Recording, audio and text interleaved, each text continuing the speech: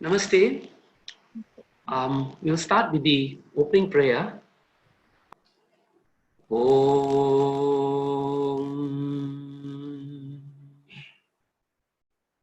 Om.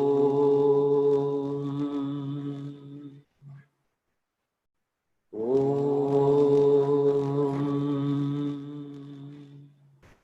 Vakratunda Mahakaya Suryakoti Samaprabha Nirvignam Kuru Me Deva Sarvakaryeshu Sarvada Saraswati Namastubhyam Varade Kamarupini Vidyarambam Karishyami Siddhir Bhavatu Me Sada Gurur Brahma Gurur Vishnu Guru Devo Maheshwaraha Guru Sakshat Param Brahma Tasmai Shri Gurave Namaha. Welcome to session 9 of the Vedanta in Daily Living class, and the first of the Zoom session. We completed 8 sessions on this Vedanta in Daily Living program involving the unfoldment of the Tattva Bodha text. But I understand that there are a number of new participants today, and because of that, I'll do a quick recap of the earlier 8 sessions. Okay, so we'll go on to the session proper. And before I start the recap of the first 8 sessions, again for the benefit of those who have just joined, I would like to say a few words about the premise of Hindu Center's Hinduism teachings. Hindu Center is not a sectarian organization or a guru-based organization. As such, our teachings are primarily based on the Shastras. Shastras being the authoritative knowledge of Hinduism, and Shastras that take, and when I say Shastras, I mean Shastras texts that take reference to the Vedas as their final authority. Okay, so what is being done in these sessions is actually sharing of what is in the Shastras. So whatever is being shared by me is based on the Shastras, and the analysis and the subject matter that is unfolded is also matter that is based on the Shastras. Again, one more administrative point. Question and answers, I will pause at the right juncture and allow you all to ask questions. And at that point, you can use the hand raise function in Zoom and ask your question. Okay.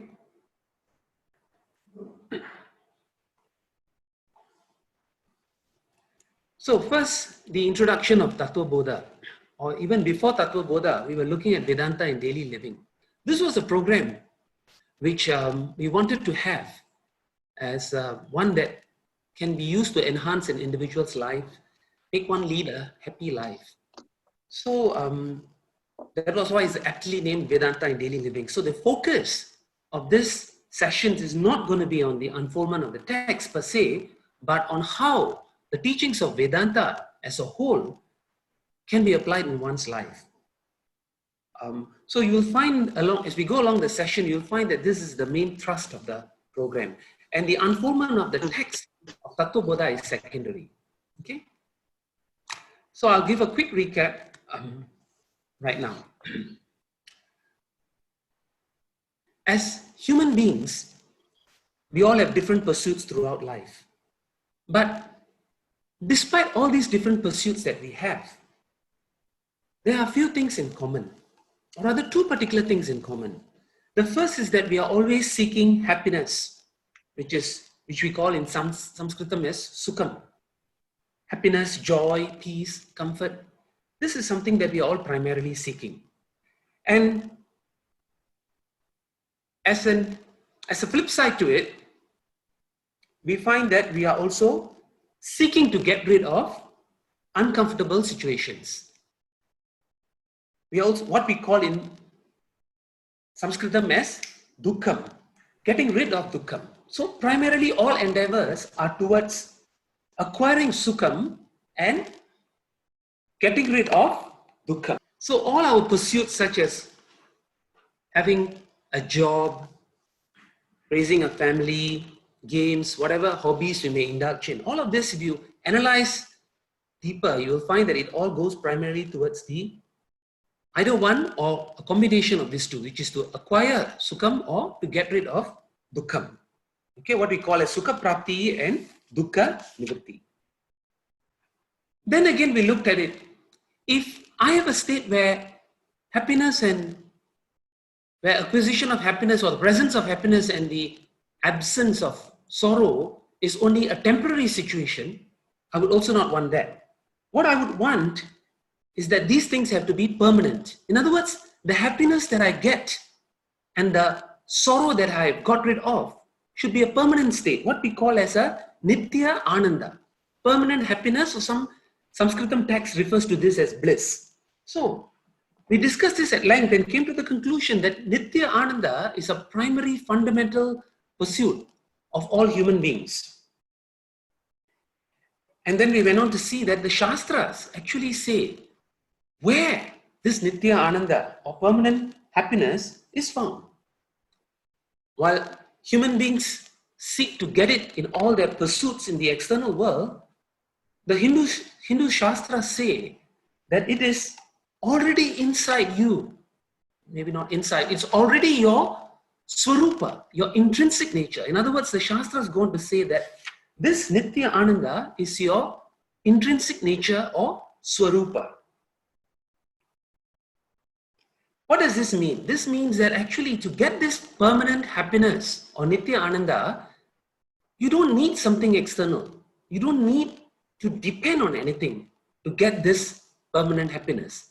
It is already your nature, your inherent nature. So says the Shastras. Then the question inevitably arises, if nitya ananda is my swarupa, why am I still struggling? Why is it not obvious to me? Why is it not readily available for me to grasp it and get it? So this is where, again, scriptures come to our rescue to say that because it is your swarupa, your intrinsic nature, because it is already you, it is a problem of, it's not a problem of getting, but it's a problem of knowing. Because you don't need to get something. It's not a problem of having to obtain something from the outside. I only need to obtain something from the outside if I don't have it. But here, I already have it. It is already my swarupa. So I just need to know. My problem is today that I do not know that it is my swarupa. So when a problem is one where I don't know something, the solution to that problem is a solution involving knowledge. What this means is that, therefore, I just need to have the right knowledge to come to realize that this nitya ananda is my swarupa. So what is this right knowledge?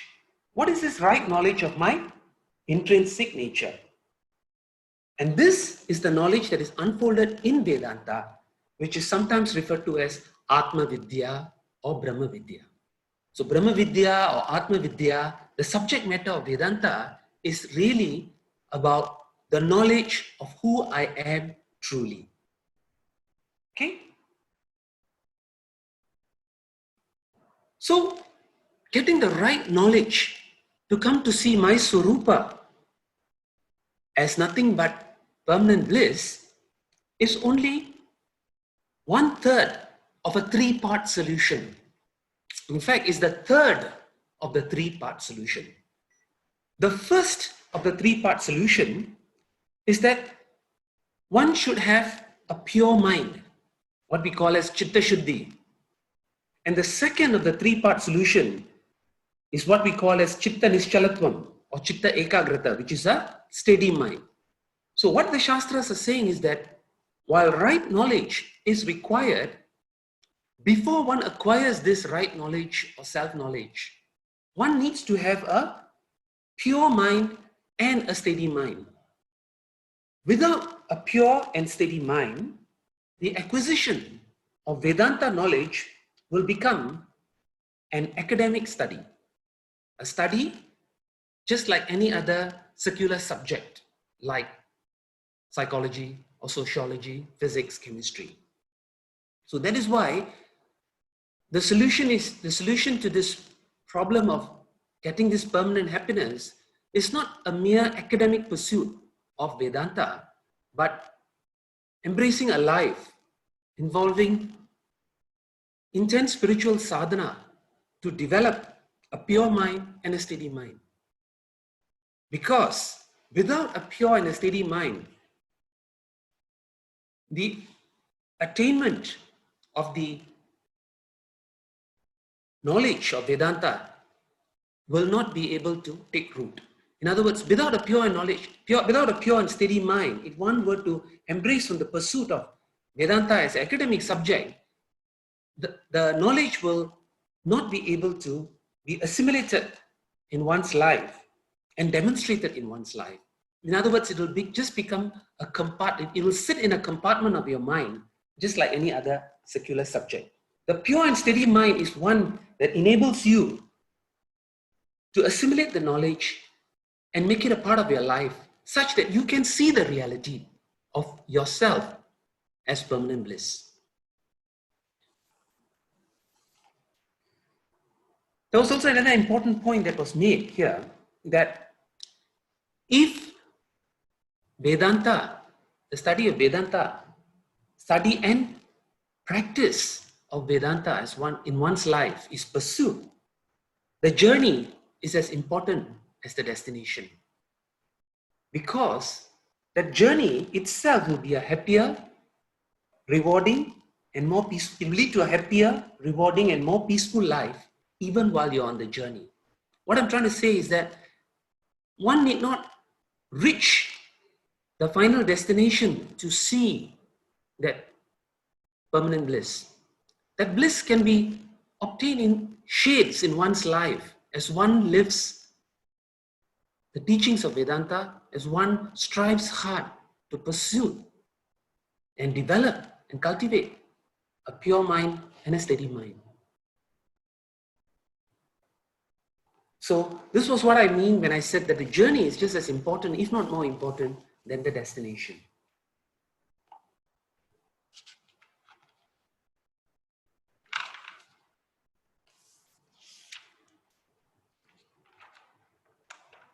I would also like to share the analogy, because we've not been able to elaborate a lot about what is a pure and steady mind, but there was an example that was shared about what is a pure and a steady mind. We gave the analogy of a lake where if the water is very clear and steady, the bottom of the lake can be seen. But if the water is murky but still, but very steady, the bottom can't be seen.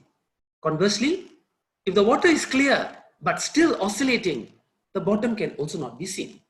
So in order for the bottom to be seen, the water has to be pure and steady.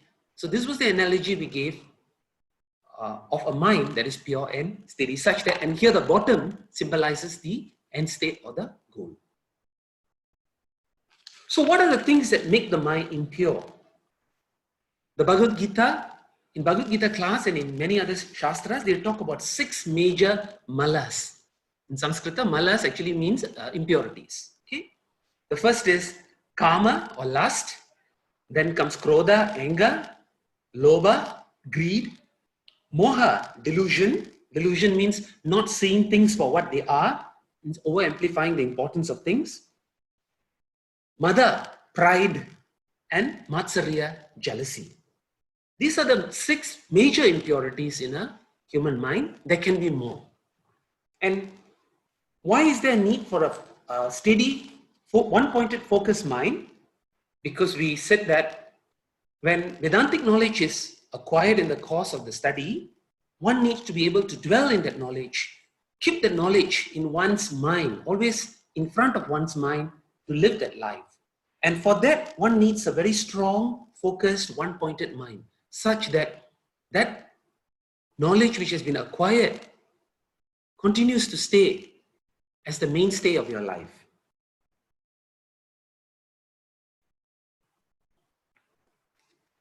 So with that, we went on to start the text proper. And the early part of the text of Tattva Bodha is primarily about how to develop qualities that can enable you to develop a pure and a steady mind. Tattva Bodha, again for the benefit of those who just joined, Tattva Bodha is a text that comes under the category of Shastras which we call as Prakarana Granthas. Prakarana Granthas are texts that support the subject matter found in the Upanishads. They clarify more about the subject matter that is found in the Upanishads, Brahma Sutras, and even Bhagavad Gita to a certain extent. And the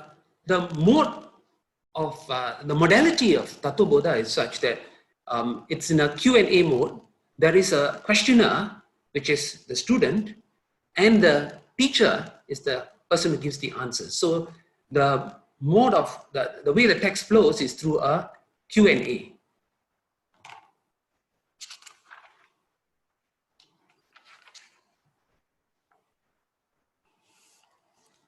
So the text started off with the 4 qualifications which is required for a student of Vedanta. Essentially what it is saying is that these qualifications have to be first and foremost developed. If not developed fully, at least the journey to develop these qualifications have to be started before one can embark on a study of Vedanta. Because without that, again, as I mentioned earlier, the study of Vedanta is just going to be a pure academic exercise. So what are these 4 qualifications? The first qualification was what was referred in the text as Nitya Anitya Vastu Viveka, or discrimination. Discriminating between what is permanent and what is not permanent. And in the Hindu scriptures, what is permanent is God, who is the ultimate reality. And because I'm seeking permanent happiness, by inference, permanent happiness can only come from that which is permanent. And the only permanent entity according to the Shastras is God itself. So that was the first qualification, to have this discriminative ability in the mind. The second was Vairagya, or dispassion, which was defined as an absence of desire for enjoyment, both in this birth as well as in other births. An absence of desire for enjoyment in this birth as well as in other births.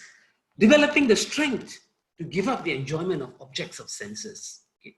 So this was what we call as Vairagya. Then the question came about that if, as people who live in society, people like us who live in society, it's naturally not easy to develop strength to give up enjoyment of objects of the senses, because we've got duties to fulfill, we've got families, we've got jobs. So how should we approach these things if one intends to develop dispassion? And that was where we discussed about how in the Bhagavad Gita, Bhagavan Sri Krishna talks about Karma Yoga, which entails 2 main branches. One is called right action and the other right attitude. So whatever actions is done, it has to be done from the perspective of right action, which is called as Arpana Buddhi. Right action is basically referring to 3 types of actions, primarily actions that are selfless. So by right action, one should involve oneself more and more in selfless actions. And action should be done with the right attitude. And what is right attitude? Right attitude means one does one's action as an offering to God, what we call as an Arpana Buddhi.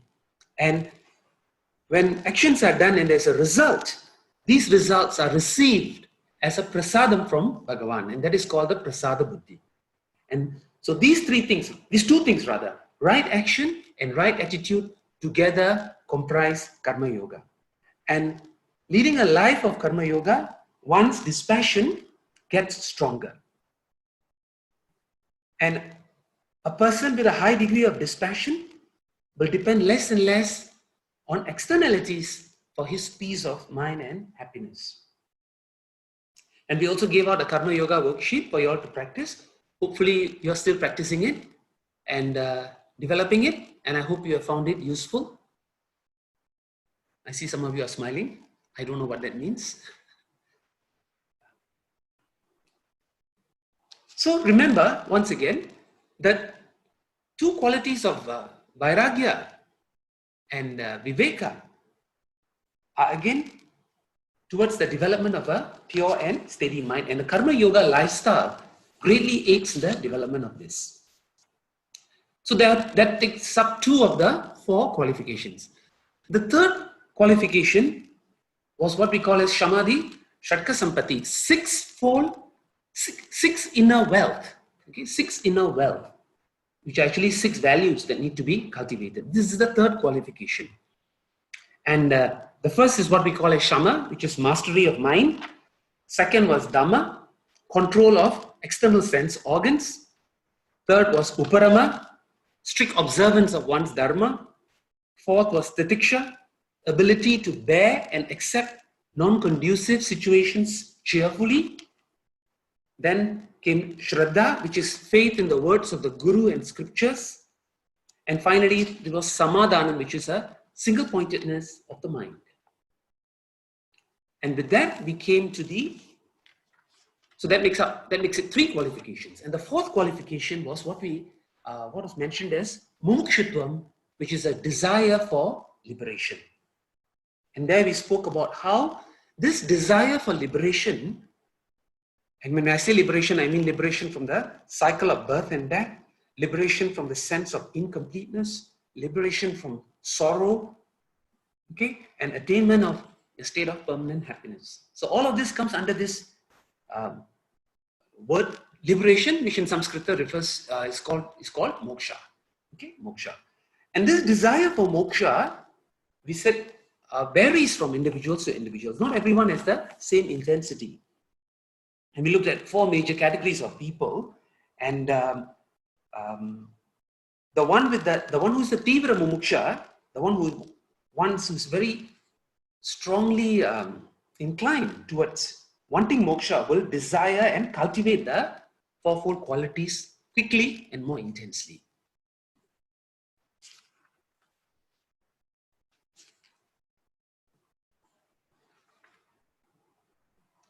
So that was the end of the 4-fold qualifications. Then we went on to look into the inquiry of the truth. And here, truth was what the text referred to truth here as Tattva Viveka. Okay, Vichara truth was Tattva. Tattva Viveka was the inquiry into the truth. And here the truth refers to Tattva. Tattva means the truth of me, the truth of the universe, the truth of everything, the ultimate truth. And to the student asked a question: what is this truth? What is this inquiry into truth? What is Tattva Viveka? And there, the teacher had given the short answer, which is Atma Satyam Tadanyat Sarvam Nitya iti. It means he said Atma is the only truth and everything else is Nitya. Okay? There were 3 technical words that were given there: Atma, Satyam, and Nitya. Atma, I gave a holding definition there, that Atma refers to the immortal, imperishable, inner essence of you, of myself, of every individual. Okay, that's a holding definition that's been given now for Atma. So whenever the word Atma is used in the course of Tattva Bodha, it refers to the essence, your Swarupa. Then we looked at the meaning of the words Satyam and Mithya as a pair. And according to Vedanta, all non-substantial names and forms which have only a dependent existence are called Mithya. All non-substance, that means names and forms which are non-substantial, without a substance, and thus having a dependent existence are called Mithya. And the substance on which they depend is called Satyam. So this was the explanation of Satyam and Mithya. And according to Tattva Bodha, the ultimate Satyam is Atma alone and everything else is Mithya. That was what the Guru was saying there when he said Atma Satyam Tadanyat sarvam mithya iti.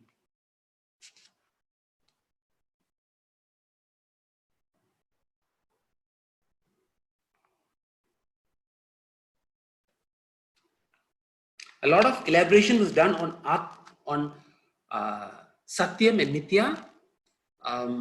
Please remember the definitions again. Please remember the examples, and please remember the major points that I emphasize again and again. The concept of Satyam and Mithya has to be thoroughly understood. Otherwise, subsequently, when the word Mithya is used in other verses, you will run into confusion. Okay. Two other points I wanted to mention about Satyam Mithya is that remember that Satyam is unaffected by the Nama Rupa or the Mithya. Number one. Number two, Mithya cannot exist without Satyam, but Satyam can exist without Mithya. Okay. And Mithya, Nama Rupa is actually the Satyam that is limited or qualified by the Nama Rupa. Okay. So these are some of the key points that we spoke about when we spoke about Satyam and Mithya. Moving on, we were looking at joining the dots on Atma, Brahman and Satyam Mithya.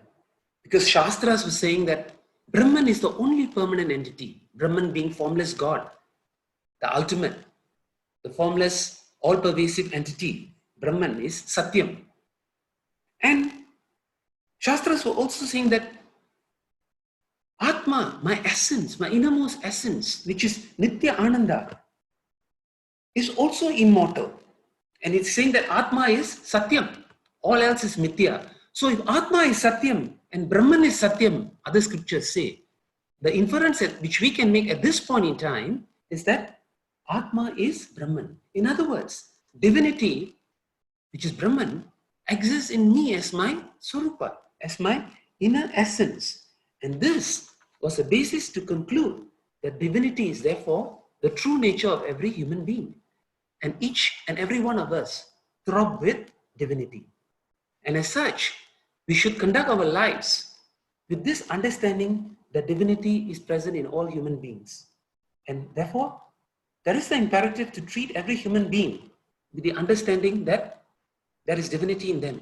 And if we have this understanding that divinity is in each and every one, and that was where we spoke about how that unconditional love for all human beings become a natural trait for you.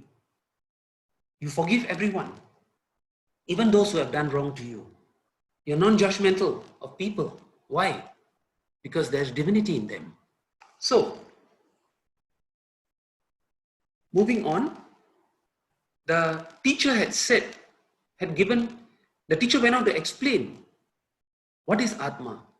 And to explain Atma, Atma being one's innermost essence, he could not just point out an object to show this is Atma. What he went on to say was to point out the places where Atma is, where something else is taken to be Atma, where the confusion, where the error is made. And that was where it led to the three-body analysis, the three bodies that comprise the human being.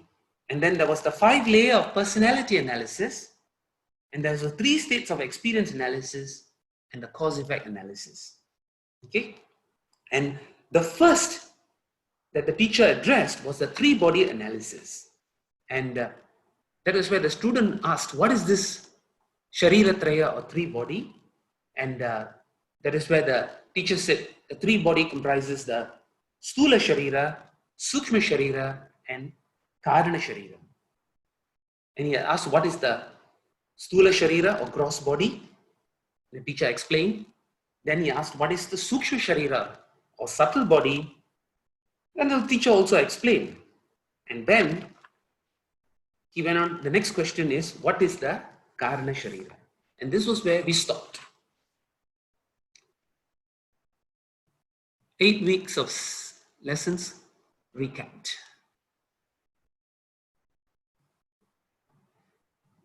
Any questions before I go into the subject matter of Karana Sharira? you, Ravi. Very nicely put. Very useful for everyone. So we'll go into the subject matter of Karana Sharira. For those with the blue book, this book 210, 210 for the blue book by Swami Dayananda Saraswati. So I'll just chant it and I'll say, I'll recite everything. Karana Shariram Kim Anirvachya Anadi Avidya Rupam Sharira Dvayasya Karana Matram Sat Swarupa Ajnanam Nirvikalpa Rupam Yadasti Tat Karana Shariram. Okay, there are 6 phrases that he is using to describe the causal body or Karana Shariram. Okay. While I talk about Karana Sharira, it's important that you remember what is the gross body and subtle body. Okay? Because the causal body, as the word says, cause, is the cause of the other 2 bodies. Okay? Now, before I go into the explanation of causal body, first, a general comment on creation. The law of creation, and for those of you who know quantum physics, Albert Einstein, actually, if you study Einstein's works, he will actually say that matter and energy are actually 2 sides of the same coin. In other words, in quantum physics, they say that nothing is actually ever created or destroyed. That means all types of creation only a conversion from one form to another. The more tangible examples would be like, say, if you take a carpenter transforms wood from one form to another. He doesn't really make furniture in the strictest sense of producing it. Similarly, a goldsmith, when he fashions jewelry, he's manipulating matter. So, what I'm trying to say is that the so-called creation is always involves a conversion from one form to another. And if you go on to natural nature, if you look at a production of a tree, you will notice that the tree actually existed in the seed. From a little seed, you get the seed contains the potential. A small tiny seed can contain the potential for a huge tree to grow out of that seed. Okay? So the unmanifested form of the tree exists in the seed. So the seed which contains the potential of the tree contains the tree, the seed contains the tree in the unmanifested state. Okay? So likewise, our Shastras say that God again did not create matter per se. The sum total of energies were always existent. And the so-called creation is actually a varied degrees of manifestation and unmanifestation. The interconvertibility of matter and energy. And our Shastras talk about this in the Pralaya, if you remember. They talk about the cycles of how the universe, God projects the universe, sustains it, and at some point in time, the entire universe is withdrawn via the Pralaya. They call it massive destruction, but actually it's a withdrawal of the universe to an unmanifested state. So, what I'm trying to say is that Shastras talk about the universe going through repeated cycles of manifestation and unmanifestation, which we call as creation and destruction. Okay? So the cycle of manifestation and unmanifestation goes on cyclically throughout. And this is called creation and destruction in our Puranas. Okay? So, if you see one of the definitions there, they said it's Sharira Dvayasya Karana Matram. That means it is the cause of the 2 bodies. Okay, it means one of the definitions given there for causal body is that it is the cause of the 2 bodies. Which 2 bodies? the earlier two bodies, which is the gross body and the subtle body. So it is saying that the causal body is the cause of the gross body and the subtle body. That is one of the definition of causal body here. Sharira dvayasya karana matram. Okay, that is one of the definitions. Next, if you remember, the subtle body comprises 17 elements, of which one of it, although the two major ones were mind and intellect. In other words, subtle body has got thoughts manifested in it. So the question arises, how about causal body? Does causal body have thoughts as well? And here, the definition it is that it is nirvikalpaka rupam. Okay, one of the definitions there it is nirvikalpaka rupam, which means that there is no form of divisions, including the division of thought. So there is no differentiation, no division in the causal body. In other words, the subtle body can have divisions of the 5 pranas, the 5 senses, the jnanendriyas and the karmendriyas. You have that kind of division in subtle body. In the causal body, you don't have that kind of division. Nirvikalpaka rupam, including thoughts. Okay? So first, causal body is the cause of the other two bodies, number one. Number two, it is undifferentiated. Third one, avidya rupam. It is of the nature of absence of knowledge. What does this mean? What it means is that there is no subject-object division in the causal body. You see, in the subtle body, there is a knower there who can know other things, who can make use of the senses to know other things that are outside the subtle body. There is a subject and there is an object which the subject comes to know. The subject can be the subtle body, the object can be the thing that the subject comes to know. For example, if there is a wonderful sight to behold, the subtle body, the sense of seeing in the eye is able to perceive that. The object is the wonderful sight and the subject is the subtle body. The subtle body is the subject, the seen object is the object. So there is a subject-object division in the subtle body. In the causal body, there is no such subject-object division. And that is the point that they are making here in saying that it is avidya rupam. Yeah, avidya rupam. Okay, that's the third. Then, sat swarupa ajnana. That is another definition given there. Sat swarupa ajnana, which is ignorance of one's own nature. In other words, the causal body is totally ignorant of its own nature.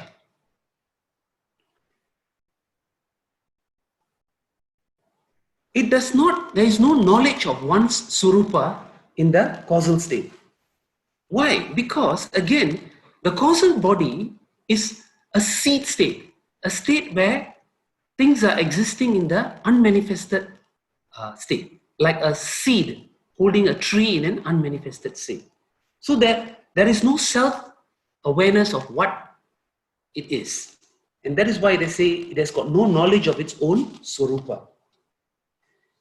And then it says that it is the next definition is, it is anadi. And in your book they say anadi is beginningless.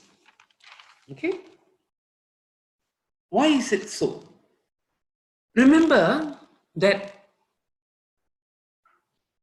causal body is the cause of the subtle body. Now, subtle body comprises the mind. Time and space exist in the mind. Time and space exist in the mind. So where there is no mind, there is no time. So, causal body is not subject to time, nor Or to put it another way, the concept of time does not apply to the causal body. And that is why here they are saying that it is anadi.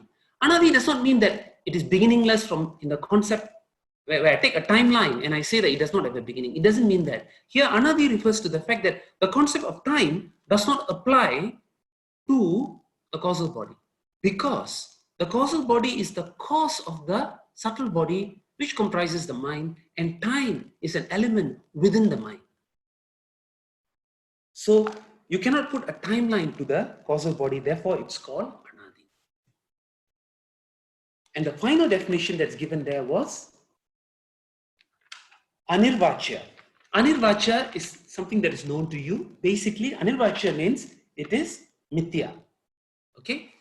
Anirvachya is a term that is used in a lot of our Sanskrita texts because it is something that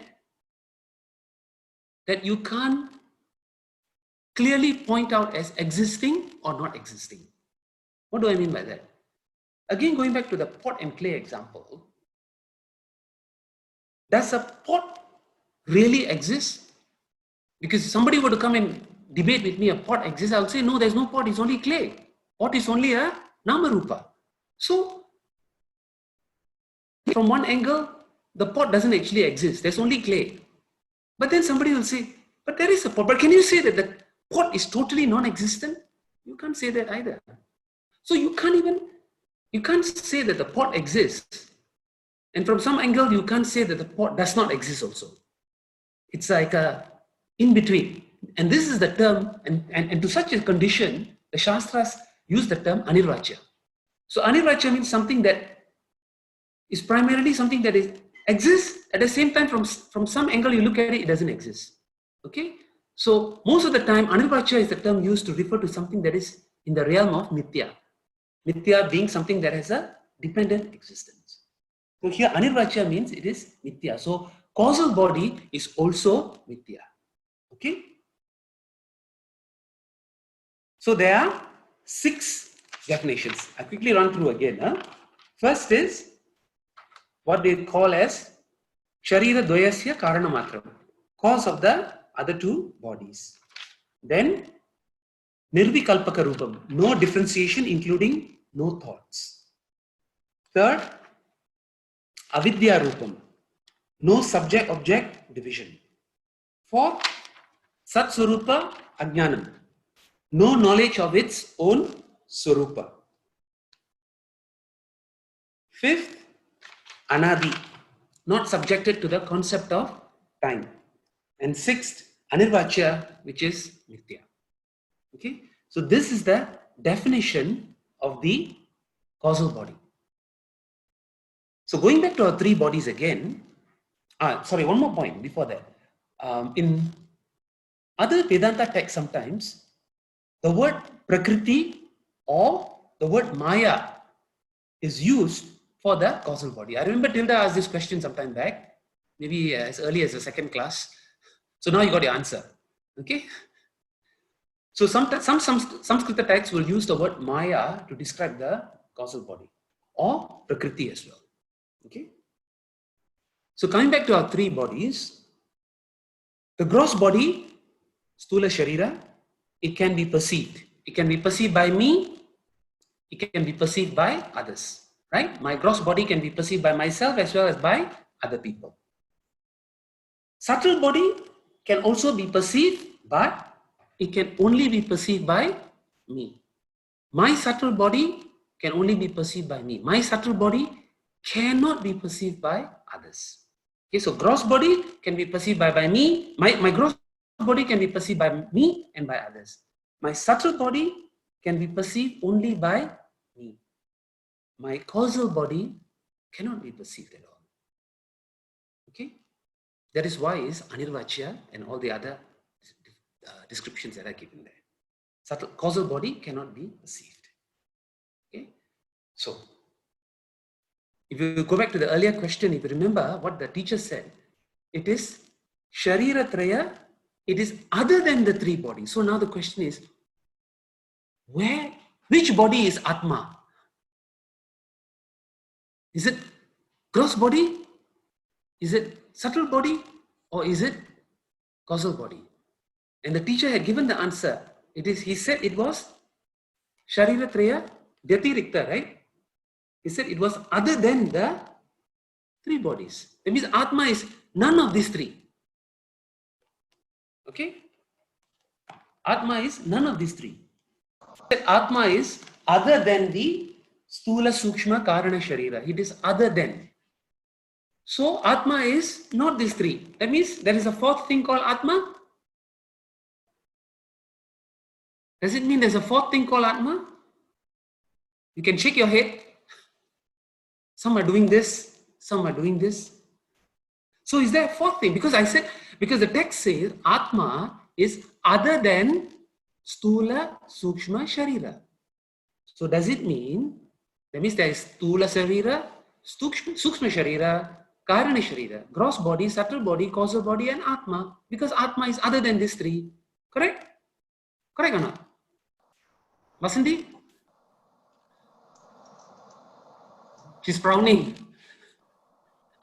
One person is doing this vigorously. Another is doing this vigorously. No. Okay? Very, very vigorous. Okay? No. Atma is not the fourth entity. Again, you have to go back to your understanding of Satyam and Mithya. Okay? This is why I said Satyam and Mithya understanding is primary. You must understand. So the relationship of the gross body with Atma is a relationship of Satyam and Mithya. Atma being Satyam, gross body being Mithya. The relationship of subtle body with Atma is a relationship of Satyam and Mithya.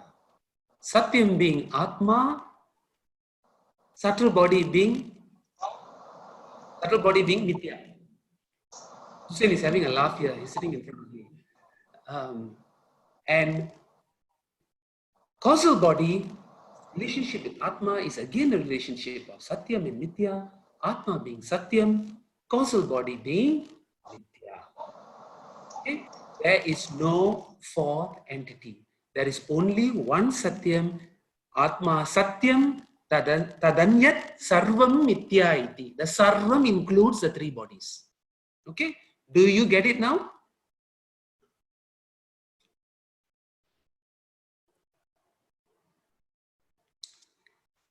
Okay, questions at this point. Some people have raised hands. Can you hear me?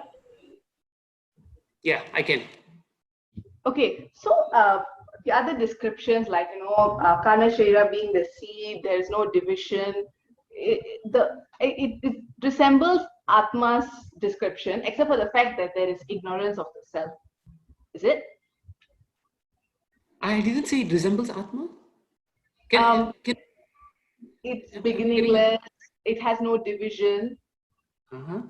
So how can we differentiate? What is the why is Karna Sharira Mithya? What is it that makes it Mithya, apart from the ignorance of the self? Okay, you see, to know that what makes Karna Sharira Mithya, you have to know what is the Satyam. Because when I say something is Mithya, you have to go and look at what is the Satyam behind the Mithya. So here, I've already said that Karna Sharira is the Mithya and Atma is the Satyam. So naturally, you have to see that Karna Sharira is a Nama Rupa that is superimposed on Atma. Atma's definition has not been reached yet because it's a few verses down the line.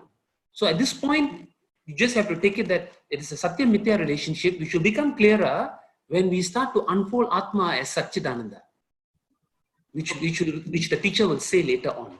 So at this point, it's premature to explain why Karna Sharira is Mithya vis-a-vis Atma. Okay? Thanks. You can lower your hand. Okay. Karthik, did you raise your hand? Yes, I did. Okay. She asked a question, so I lowered it. It's pretty much the same question, but slightly different in the way I thought of it. If it is unmanifested, if Karna Sharira is unmanifested, can there be therefore two unmanifested entities, one Karna Sharira and one Atma? If this is also unmanifested and that is also unmanifested, are they both the same or are they still different? Good point. Okay, so Karana Sharira, Shastra say is unmanifested and therefore it's not perceivable. Correct?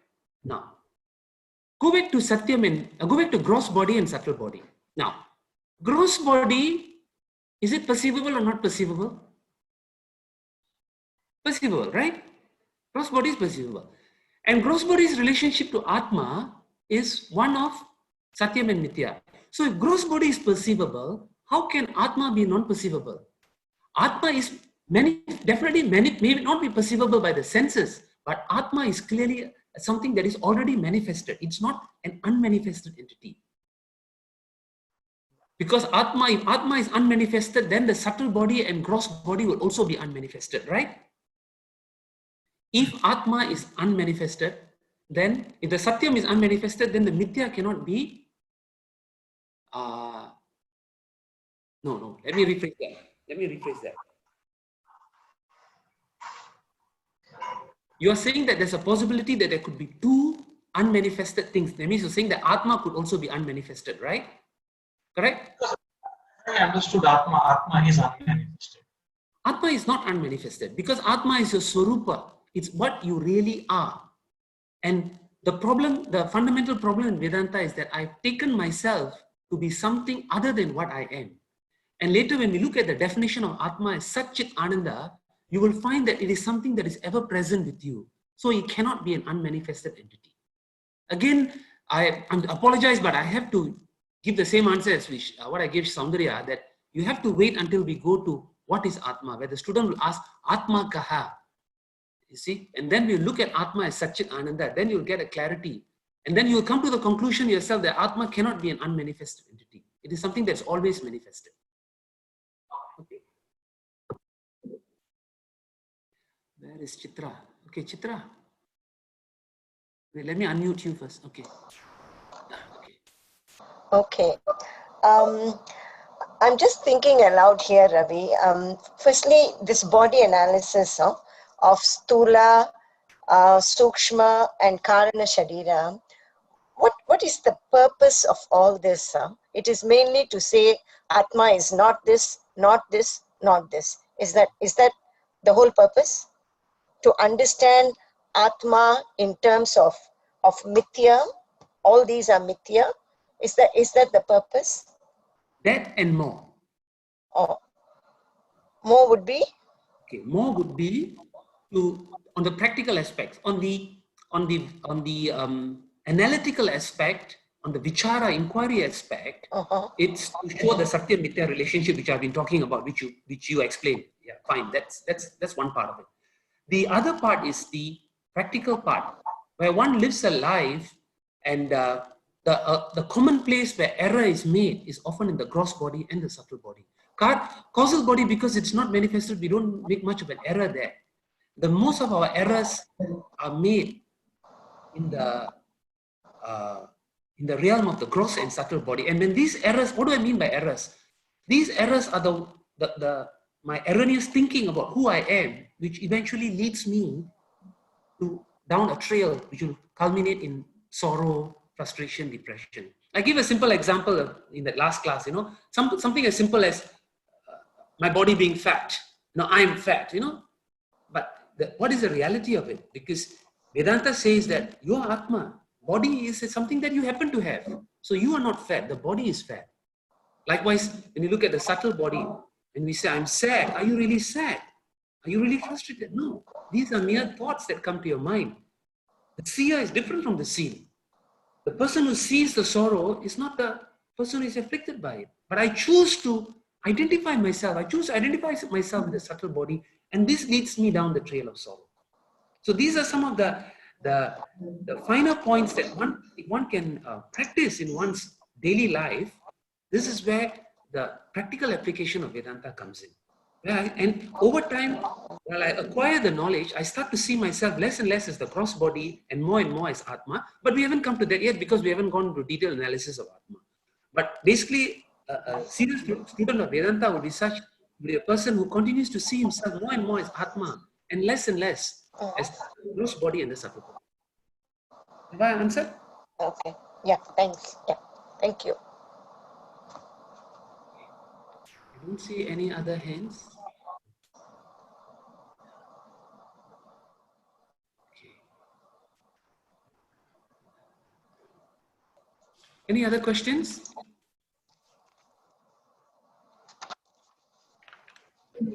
Hello, Ravi, can you hear me? Yes, Sada. Okay. Ravi, of course, I can understand Stula Sharira and Sukshma Sharira very clearly.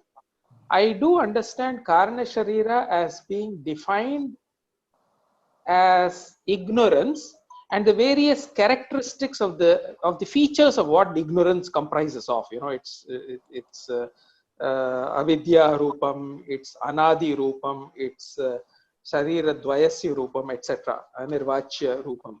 What I'm struggling with is why is it said that ignorance is the cause of the other two bodies? You know, I mean, ignorance exists. We have to come out of ignorance, acceptable. But to ascribe ignorance being the one that causes the other two bodies is what I'm struggling with, you know, and I'm unable to get my grip around that. I mean, ignorance exists; it has got all characteristics, accepted. But why are we trying to ascribe that as the reason or the cause for the other two bodies? Okay. Cause in the sense, here what do you mean by you're referring to a particular line, or you're in the book, or you're referring to the definition of ignorance here? Which phrase are you referring to when you say? Sorry, I'm referring to the point you had earlier said that the Karana Sharira is, by definition, it's called the causal body because it is the cause of the other two states. You know, when we say something is the cause, that means it is the reasoning based on which the other two also exist. Absolutely. Right? But why would ignorance be the basis of the existence of the other two? The other two exist. No two doubts about that. Yeah. Ignorance too exists. Okay. So it is a third body. But why are we attaching it as a cause? You know? Okay, I give you an example. When I see a rope in the darkness, I thought it was a snake. Ignorance of the rope. Okay, sorry, let me rephrase that. It was very dark. There was a rope there. I mistook it for a snake, and I became very, very frightened. And I started to sweat. Ignorance of the rope led me to this fear. What was the cause of the fear? What was the cause of the fear and me having cold sweat? It was the ignorance of the rope. You see? Ignorance of the rope led me to have that fear.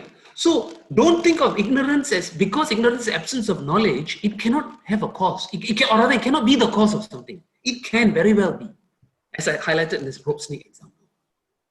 Okay. So ignorance, because I don't apprehend something very clearly, I can have a false impression. They use this word called agrahanam. You know, they have some technical terms in Vedanta for it, but basically the point is, because I don't apprehend the rope, I misapprehend a snake there. So that's where they are saying that the causal body, being one of ignorance of its own swarupa, because of its ignorance of who it is, it results in the gross and the subtle body. And again, all three are mithya in relation to Atma. That you must never forget. You understand? Yep. Make sense? Thank you. Yep. Thank you.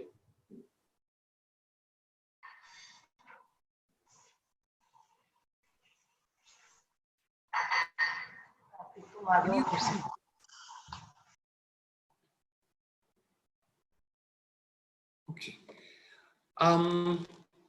It is already 8:30, 8:40, going to be 8:40. The next phase is where the teacher is going to go into the three states of experience, what we call as the Avastatraya, three states of experience analysis.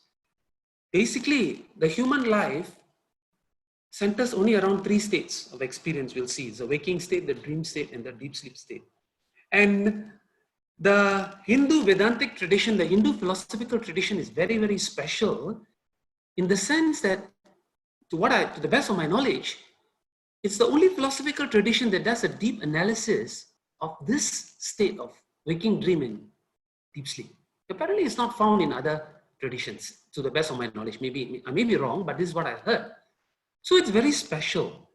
And there is an entire Upanishad dedicated to an in-depth analysis of these three states of experience, which is called the Mandukya Upanishad, and a commentary or associated text called Mandukya Karika, also written by Shankara, Mandukya Upanishad by Shankara, and Mandukya Karika by Shankara's guru's guru called Gaudapada. So lots and lots of text analysis have been done on the three states of experience, such that an entire Upanishad is devoted to it. And I don't want to spend 20 minutes talking about Avastatraya. It will not do justice to the text, not to Shankara. He will come tonight in my dream and wake me up. So I shall not do that. So we'll defer it for next week, where we'll look at the Avastatraya. And remember, again, going back to Tattva Bodha text, while the teacher said that the Atma is other than the three bodies, when he came to the three states, he didn't use that. He didn't say it's other than the three states. He said it's a Sakshi. It's the witness of the three states. Okay? He said it was the witness. Avastatraya Sakshi. He said it. If you go back to your text, you will see it. Huh? So, yeah. So I will leave you at that. Okay, we'll stop for the learning. If you have any more questions, you can ask since we have some time.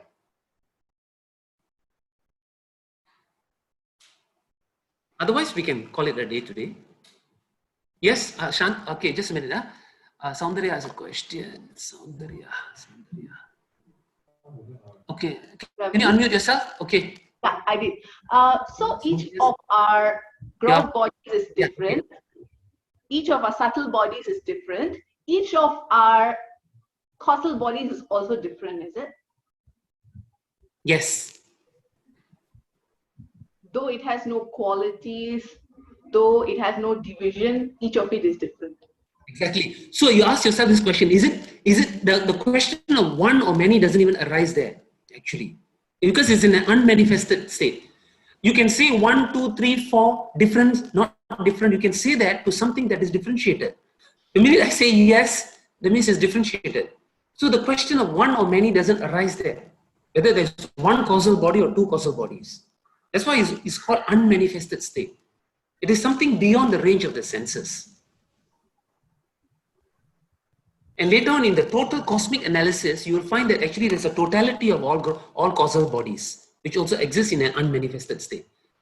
When you say one unmanifest plus two plus a second unmanifest together, they are also called unmanifest. You can't say there are two unmanifest. You understand what I'm saying? Okay, if I relate it to a seed, two different seeds, so you're saying it is just one unmanifest state. Yeah, but the seed is manifested. See what I'm saying? The tree is unmanifested inside the seed. The seed is manifested. You get what I mean? So unmanifest is not something that you can put your senses around it. You can't get your hands around it and describe it very vividly, you know. And the Shastras also don't try to do that. You know? Okay. Yeah, Karthik. Yes. So when we spoke of the Sthula Sharira and the Sukshma Sharira, it's very clear. One is in the physical world and one is in the astral world. Where do you place the Karana Sharira? Is that beyond the astral world? Okay, Karana Sharira, okay, astral body, when you say that the, okay, remember, again, you're taking them apart. When the Shastras say that causal body is the cause of the gross and subtle body, that means you can't say that when the gross body dies, there's only the subtle body, there's no causal body. You can't say that. That means when the gross body is dead, when you're alive and speaking well and alive now, alive and kicking now, you've got gross, subtle, and causal. When the gross body dies, when the astral body and you migrate to other jiva and lokas, you've got subtle and causal. Causal is always there, don't forget. You understand? So when you say astral being, they have a causal body. It's causal and subtle. Oh, it's two, both causal and astral. Okay. Yes, yes. Because it's a cause. Without the cause, how can the effect exist? Right? Correct. Yeah, Ravi ji. Yeah. Sorry, I have a question. Yeah. Yeah. We experience Sthula Sharira and Sukshma Sharira. How do we experience this Karana Sharira? Karana Sharira cannot be experienced. That's why I say it cannot be perceived, it cannot be experienced. It is not something to be experienced because it's unmanifested. That's what the Shastra said. Gross body can be experienced by me and by others. Subtle body can be experienced only by me and not by others. Causal body cannot be experienced. Okay? So Ravi, oops. Yeah. Ravi, so to the point that Saundarya was initially trying to sort of make and therefore draw the parallel with Atma, but sort of moving away from that to your point that you made about it, ignorance not being countable, can it be visualized like this or explained like this or thought of like this, that the amount of ignorance is infinite in nature, and whatever is known is so infinitesimally small that the ignorance remains as infinite, and therefore all of ignorance remains as uncountable and unmanifest in that process. Sorry, that there is total, I mean, the amount of ignorance of matters is infinite in nature. In my nature or in any Jivatma's nature, the amount of ignorance is infinite in terms of its totality. You know, I mean, whatever is known, how much ever we think is known, it still is so small compared to the total unknown that therefore it remains in an unmanifest form. Is that one way of looking at it? You're using the word ignorance in the sense of ignorance of secular knowledge, ignorance of knowledge of things, objects. Is that? Yeah, ignorance of everything, of every type of knowledge, of every range of knowledge, you know. Okay, let me clarify.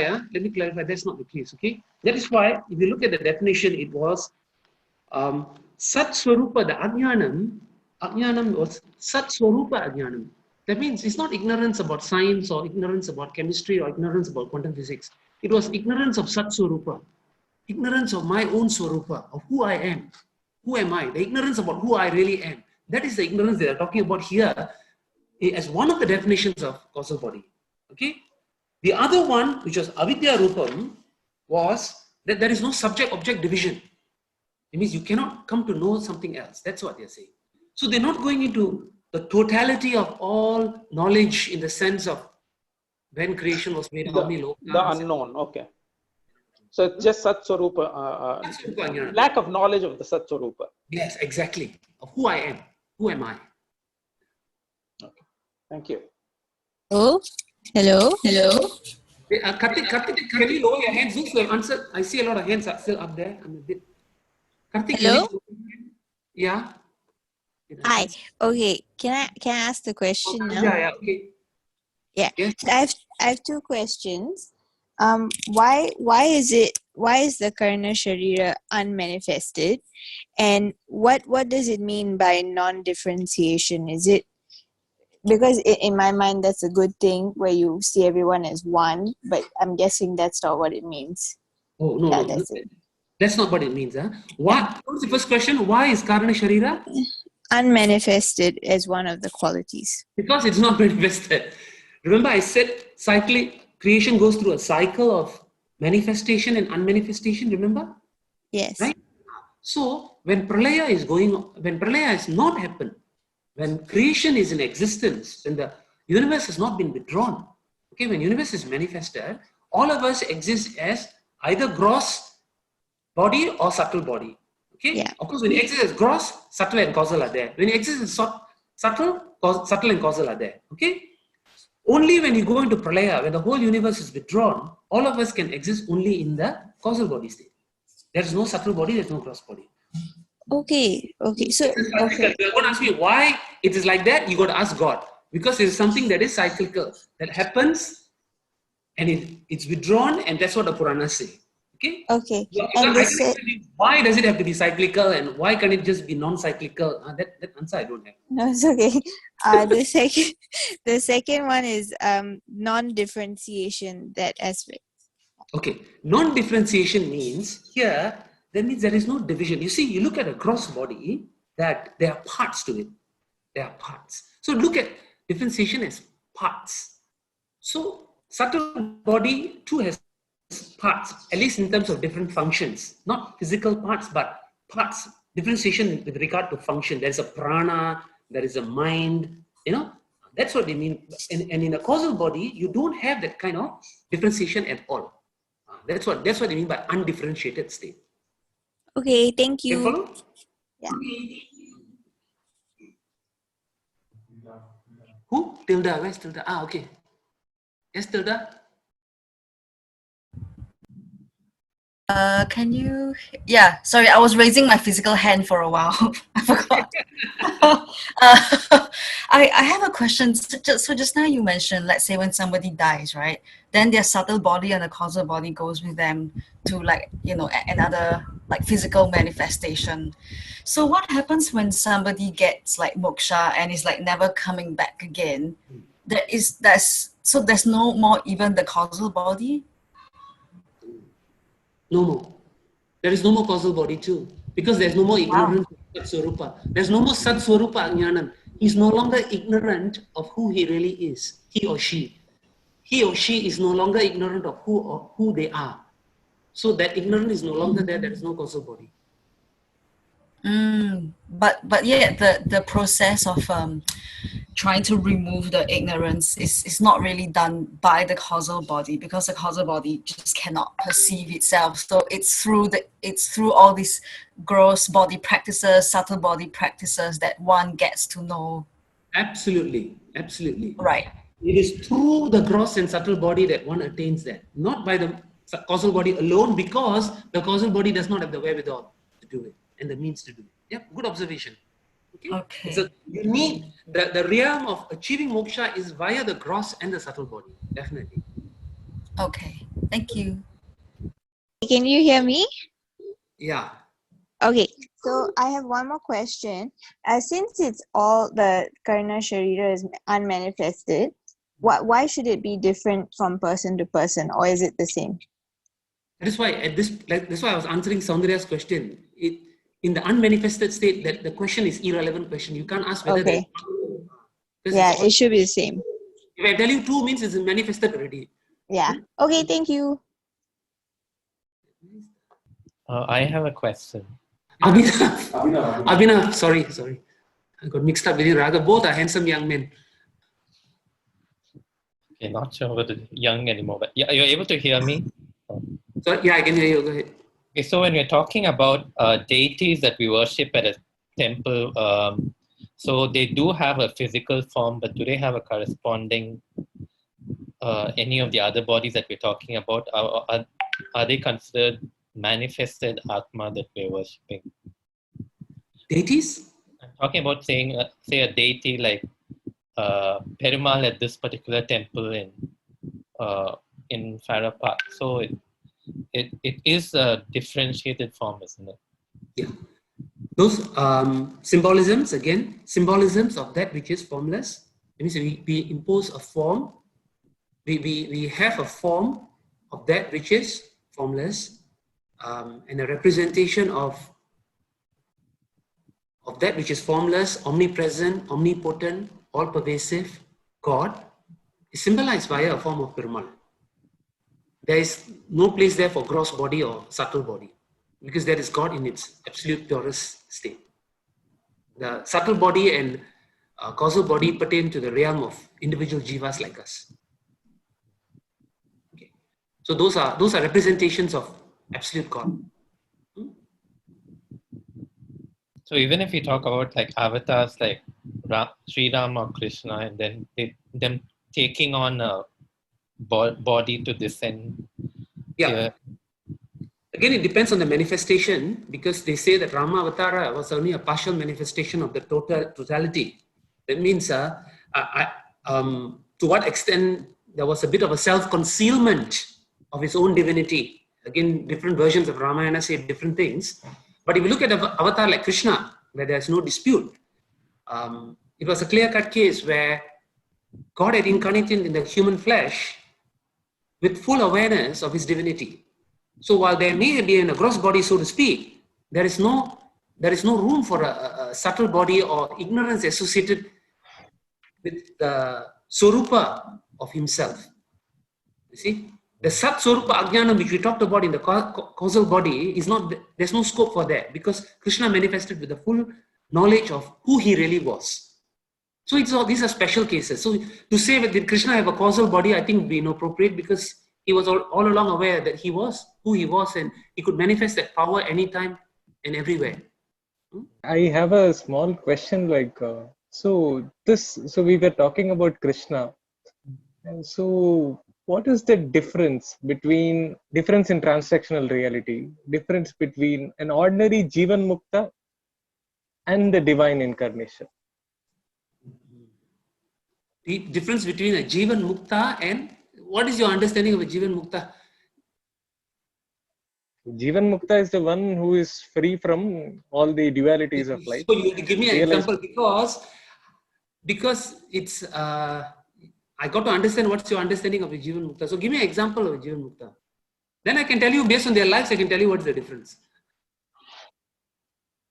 There is one such example where I don't remember the name, but somebody went to Bhagavan Ramakrishna, and Bhagavan Ramakrishna made a slight difference. Like, it was about a brass pot and a golden pot. But if you want, you can look at the lifestyle. If you look at realized souls and avatars, you can see it's grossly different. You see, an avatar is not a sadhaka. You can see that, their sadhana that they do is very, very minimal. Whereas a Jivan Mukta, a large part of his life, he will be involved in doing spiritual sadhanas. That can be one primary difference you can see between a Jivan Mukta and a avatar, because Jivan Mukta would be somebody who was born with limitations, but strive hard through intense sadhana and reach a state free from limitations, and became a Jivan Mukta. You can see that evolution in the person's life. Whereas you look at a avatar, you don't see that. Right from the onset, from the time he's born, the snake comes out, the river open, the ocean open, the doors open, prison gates open, the guards fall asleep. It's one miracle after the other. So you look at the lifestyle if you want to see some differences. Saundarya, is it Saundarya again? Yeah. Okay, Saundarya's dad. Not me, my dad. Okay. Yeah. Hi, Ravi. Hi. Good evening. Sir, just one question, that on the way to realize our journey to realize our Atma, who am I? We just now bypass our Stula Sarira and Suchma Sarira, and finally we see Karna Sarira. Karna Sarira is overlapping the first two. What bypass? Where did I say bypass? There is no bypassing. Overcoming. Yeah. What I was saying earlier was that you make use of it. It's the means to, it's like a tool that you use to realize who I am. It means to see the Satya Mithya relationship. Remember, you and Mithya, you use the gross body and the subtle body as a means to see the Mithyatvam such that you reach the Satya, which is Atma. Not bypass, huh? So where does Karna Sharira? Karna Sharira comes at the end or after this? Yes. Or overlapping the first two? It is not sequential. It is not sequential. Like a Jivan Mukta is a person who he can go with one blow. It is not a step-by-step process. So there is no step to say, oh, now I've shed my gross body, now I got left with subtle body, now I shed my subtle body. Don't think of it as killing. You're not killing, or you're not peeling a banana, You're seeing Satya Mithya relationship. Nothing goes away. Everything stays. You see it for what it's worth. Okay. So it depends. It can vary from individual to individual, you know. So there is no sequence there. You're not cutting a tree, pruning a tree, you know. You're seeing Satya Mithya relationship. I'm seeing the snake is not a snake, but actually a rope. I don't destroy the snake. I come to know that it's not a snake. Okay, so there's no sequence. It can vary from individual to individual. It really depends on the intensity of your journey. Okay, if not, we'll call it a night. I'll see you all next week, same time. We can start at 7:30. We don't have to start at 7:15. Looks like we didn't have many technical problems. We're quite okay. All of you are quite tech savvy. Thanks to the simplicity of Zoom too. And yeah, so I'll see you all next week at 7:30. Yeah. Okay, we'll finish with a closing prayer.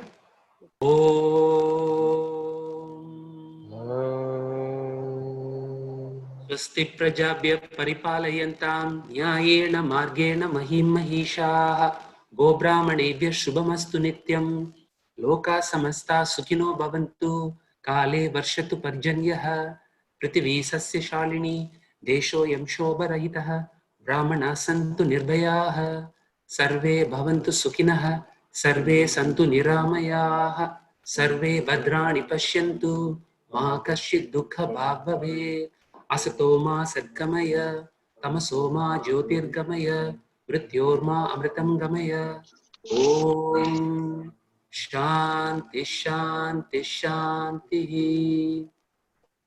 Bye and see you all next week.